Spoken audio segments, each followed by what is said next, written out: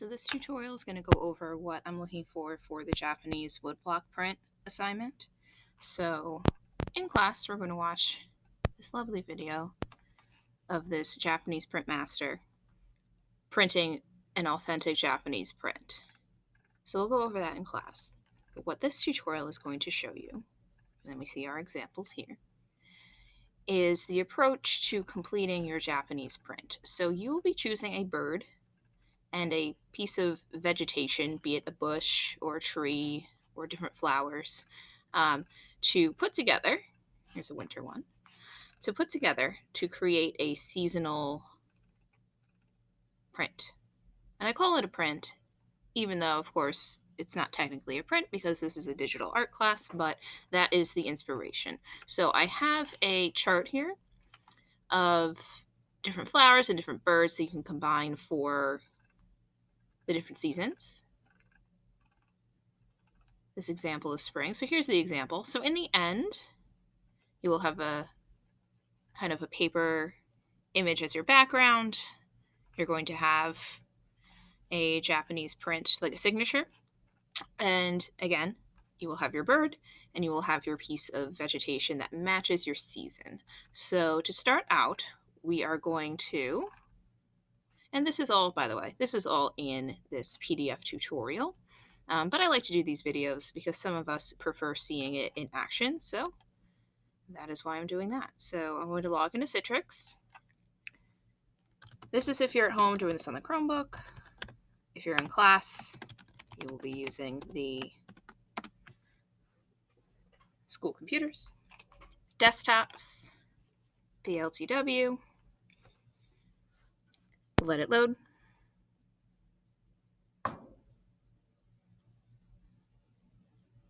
And we're going to start in Illustrator. We have some experience with Illustrator so far. So this is a lot of the same tools, pen tool, pencil for sure, the stroke panel, the same stuff we did for our Zentangle. So just now we are using those tools with a different theme. So for this example, I am going to do a cardinal because that is a pretty quintessential winter bird. So I'm going to take myself to Illustrator.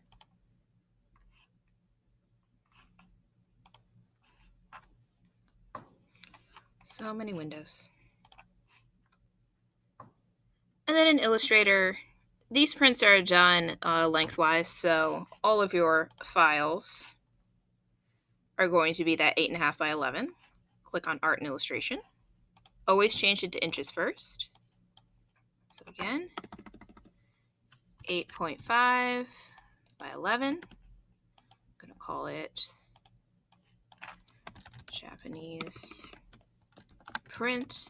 You can call it whatever you want as long as you, when you're looking for your work to like open it and continue working on it, that you know what it is. So, of course, it gets, come on.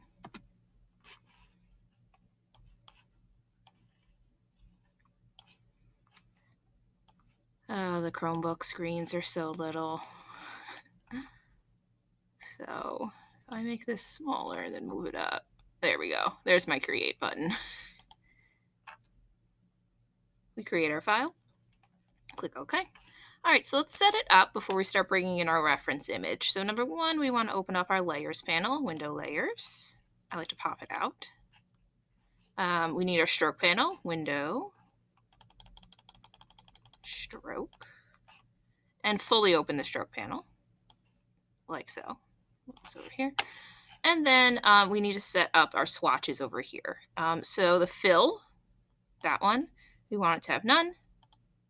And right now my stroke is black, so I would leave it that way, but I'll show, hold on. Sometimes it'll pop up as like none. So you just want to double click, make it black, click OK. And then it makes it white, but just do it one more time. Okay.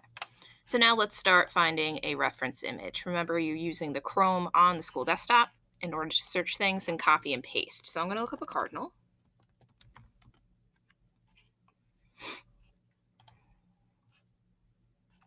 And That's pretty crisp, pretty clear. You'll take your time. You'll look through a bunch more images, but for now I'm just going to paste in my cardinal. And then with my layers, going to add my layer. Lock the layer that has the image of my bird. Oh, it made it. Just double check that your stroke is black once you start working. So I'm going to zoom in. The little hand to move things is in the slot where the zoom tool is. So if you click and hold, the hand tool is there, and then you can kind of move things around a little bit more. So everything is set up. I'm going to get rid of that for now. I'm going to move this over actually so I have space. Okay. So using the pencil right here, I am going to begin tracing. And remember, just like with our Zentangle, say you get tired, you can let go. And then you just hover yourself over that last anchor point. You see a little slash mark that appears. See that? And then you can keep going and it will complete your line. My mouse keeps sticking to this table, so it's a little more wobbly than I would like. But remember, you are also changing the line weight, like so, and changing the style. That's going to be really important for this project because we want to give it that hand-drawn look. So I'm going to just keep going. You want to do your contour lines first. Yeah, like so. And then you see how it's still selected like this? Let me see if the keyboard shortcut works. Control-Shift-A. It does. Look at that. Okay, so on your Chromebooks and on the school desktop, you see how I had it selected? I'll select it one more time for you guys to see. See how it was selected? And if I went to draw my next thing, let's see if it'll mess it up. Actually, it didn't. I'm trying to do something wrong. It's not showing. Let's see if that will happen. You see, it gets all weird. You need to make sure that you do Control-Shift-A, which deselects the line. Then when you draw anything like touching it, it doesn't try to attach itself to it. So I'm going to keep drawing. Now, consider like whole shapes, like break it down into shapes. If we think to what actual Japanese prints are, they're woodblock prints. So everything is carved on separate blocks that are then layered up together, printed, one block after the other. And each block sometimes will only have, one or two shapes on it because they're a different color in the overall print. So when you are drawing your bird and your flowers and whatever it is you're doing, you're going to want to break it into shapes. Because we are going to, this image was kind of blurry. We are going to, my mouse keeps sticking. I'm sorry, guys. We're going to be filling in the shapes that we see in Photoshop. And I will be showing that shortly. I just want to have enough shapes on my bird here so that you guys can see what it is I'm talking about. So I'm going to outline my black. I'm filming this tutorial in a different room and this mouse is sticking to this table. That is frustrating. Control-Shift-A. Now the thing about erasing, like for example, I'm going to draw this beak, right? So I'm drawing this beak. And then you see that line underneath? I know I don't want that. You're going to do that in Photoshop. So for now, while you're just doing your main outlines here, you're going to want to do your best to ignore things like that, right? It's a lot easier to erase in Photoshop than it is to adjust lines in Illustrator, so that is why we do it that way. There we go. So that line wasn't completely done, so I reselected it and then attached more of a line there to complete the shape. Don't forget, changing the line weights and changing the line styles. You can hold down Shift and select multiple things at once, multiple lines at once. Okay, let me get an eye on there, and then I'll show you part 2 here. You know what, I'll grab the pen. With the pen, you click, and then you click and hold, and then like move your mouse around. You see how it's curving? I let go. I click back on the anchor point. Then I'm going to click here, click and hold. There we go. So definitely for the eyes, I recommend the pen tool here. Okay, so let's see what we have.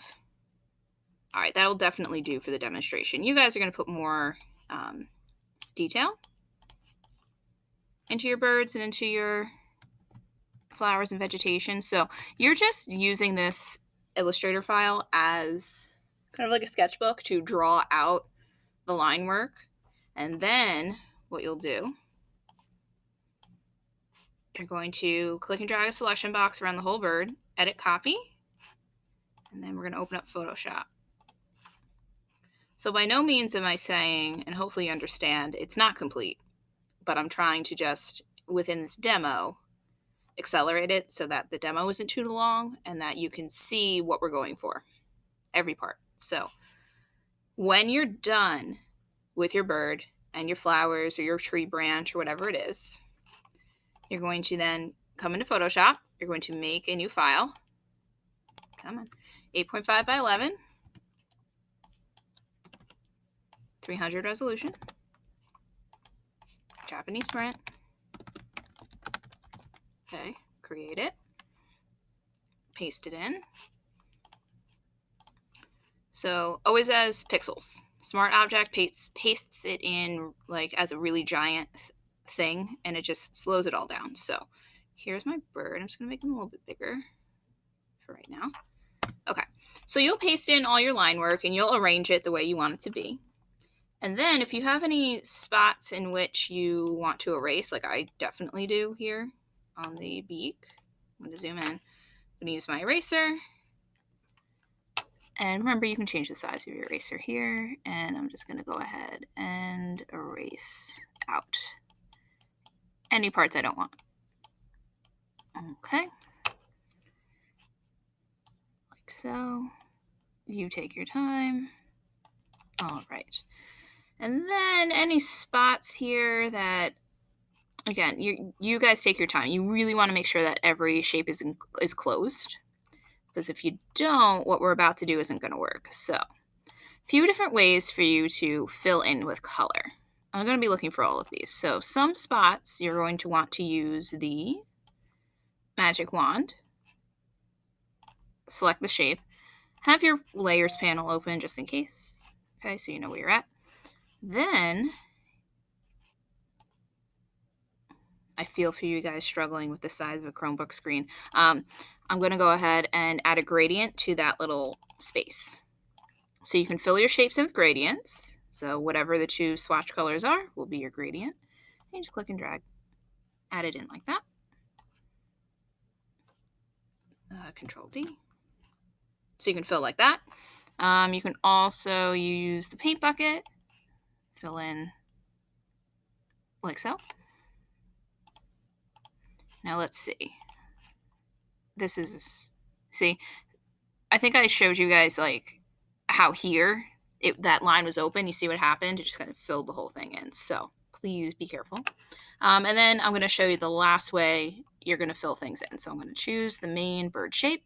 Then I'm going to go on the internet and I'm going to look up red and black watercolor. What we're looking for is different textures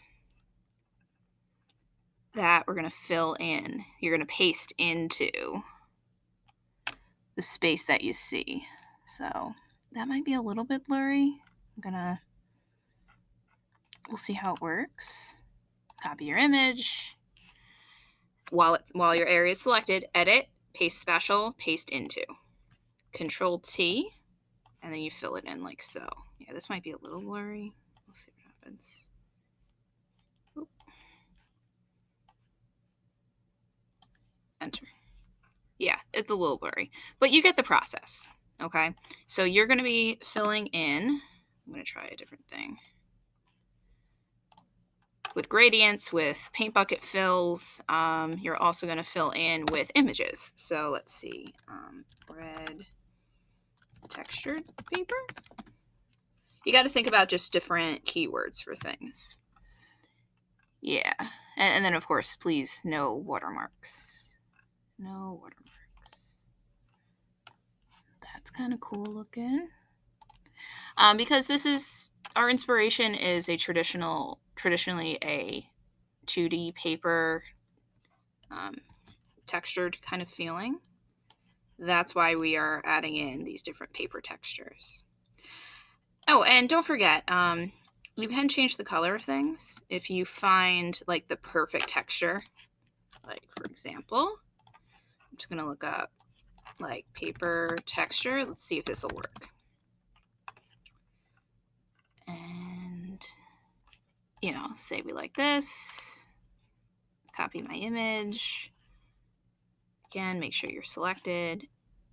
Edit, paste special, paste into. Control T to change the size. You know, move it around where you want it to be. And make sure you're on the right layer. Image adjustments, hue and saturation. And then if we click colorize and we boost the saturation. Yeah, I mean, I picked a white sheet of paper to demonstrate this, but remember you can change the colors of images. That's my whole point here. So let's see if I boost the saturation and make it way too dark. There we go. Okay, hopefully this all makes sense. After you've put your print together, your background will be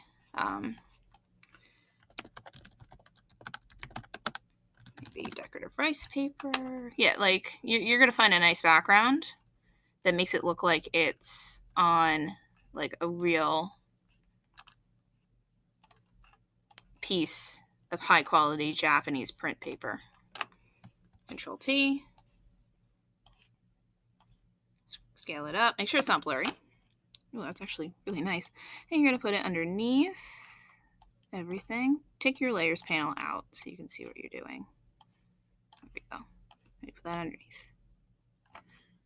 Okay, that was a crash course in this project, but that's all the tools in which you will use to create your finished piece. So if we take a look back at the examples, you see that I filled in with gradients, that textured paper in the background. That's what I'm going to be looking for. And then for your Japanese stamp, you're just going to look up the best keyword search I found for that is Chinese red stamp, which I know is not the greatest thing, but it gives you the images that you want. Yeah. Let me paste that in. I've tried to find websites where it generates your actual name as the red stamp, but they're all entirely blocked by the school. So we're just going to cut our losses and go for it this way. All right, so that's it for our Japanese print tutorial. If you have any additional questions, let me know. But please reference the tools in which I used during this tutorial and reference the examples that you will see on this project page, as well as the demonstrations I will be doing each day in class. Reach out in an email if you need me.